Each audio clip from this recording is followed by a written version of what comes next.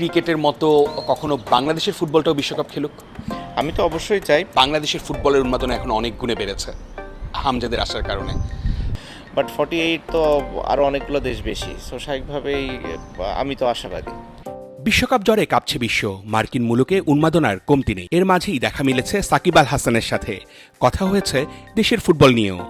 তিনি এক চিরন্তন কবিতার মতো এখনো সুন্দর, সাবলীল, বিশ্বসেরা অলরাউন্ডার। বহুদিন বাংলার বুক দেখেনি তার মুখ, তবুও তিনি বাংলাতেই আছেন। বাংলাদেশকে নিয়েই ভাবেন, ফুটবলকে ভালোবাসেন। ক্রিকেটের সাকিব তো স্বপ্ন দেখেন জামাল, হামজা, তপুদের দেখানো পথে। দেশের ফুটবল অনেক দূর এগিয়ে যাবে।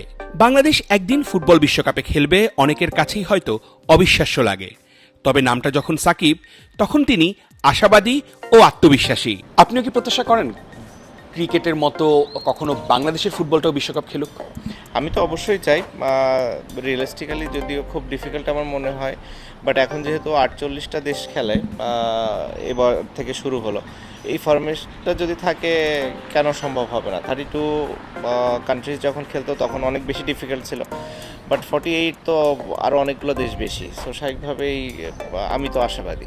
সাকিব বাংলাদেশে নেই বহুদিন, তার অনুপস্থিতি হরহামেশাই টের পায় ক্রিকেটও। সেই শূন্যস্থান পূরণ করেছেন হামজা। সাকিবের তাতেও কোনো ঈর্ষা বা বিদ্বেষ নেই। তিনি চান স্পোর্টসের হাত ধরে এগিয়ে যাক দেশ। বাংলাদেশের ফুটবলের উন্মাদনা এখন অনেক গুণে বেড়েছে হামজাদের আসার কারণে। সেটাকে কতটা ভালো মনে হচ্ছে আপনার কাছে?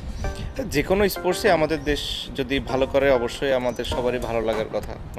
সো সেক্ষেত্রে আমার জায়গা থেকে ব্যতিক্রম কিছু না।